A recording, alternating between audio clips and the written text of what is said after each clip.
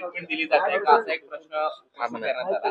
हे कॉट कुणासाठी आहेत आणि पोलिसांचं याच्यावरती स्पष्टीकरण काय आहे? बघा, सदरचं जे बीड शहर पोलीस स्टेशन आहे हे नव्याने बांधण्यात आलेलं आहे आणि साधारण 1 ते 1.5 महिन्यापूर्वी आम्ही जुन्या पोलीस स्टेशन मधून या नवीन पोलीस स्टेशन मध्ये स्थलांतरण केलेलं आहे.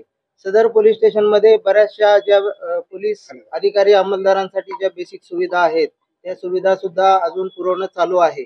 या ठिकाणी जे आरोपी आहेत त्या आरोपींसाठी जे गार्ड असतात त्या गार्ड हे 24 तासासाठी असतात आणि त्या गार्डला रेस्ट मिळावी यासाठी आपण काल काही गार्डने आमच्याकडे मागणी केली होती की आम्हाला रेस्ट करण्यासाठी रेस्ट रूम तर आहे परंतु पलंग नाही आहेत, तर त्याची सोय करावी. तर त्या अनुषंगाने मी येथील जे प्रभारी अधिकारी आहेत त्यांना मी सूचना केली होती की आपण तात्काळ गार्ड जे आहेत त्यांच्या रेस्टसाठी त्यांच्या आरामासाठी पलंगाची सोय करावी.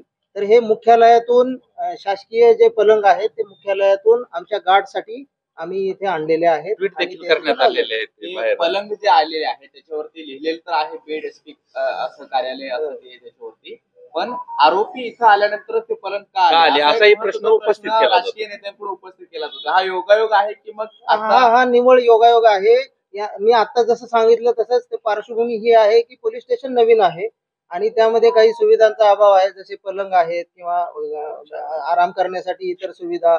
तर ते आपण जशी आपल्याला कर्मचाऱ्यांकडून जशी मागणी झालेली आहे त्याप्रमाणे आपण त्यांना पुरवणं हे आमचं वरिष्ठ अधिकारी म्हणून आमचं कर्तव्य आहे. सर, आरोपीची संख्या 5 आहे या ठिकाणी आलेले, त्यामुळे देखील या ठिकाणी संशय व्यक्त केला जातो की आरोपीसाठीच हे कुठं ना कुठं पलंग आहे.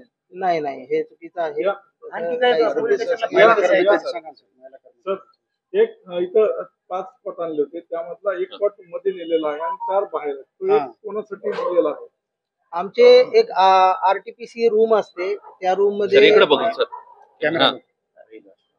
महिला अंमलदार असतात. महिला अंमलदार आणि त्यांना देखील आरामासाठी त्या पलंगाची आवश्यकता, कॉटची आवश्यकता असते आणि त्यांना देखील रेस्ट करण्यासाठी तो कॉट जो आहे तो आम्ही शिफ्ट केलेला आहे.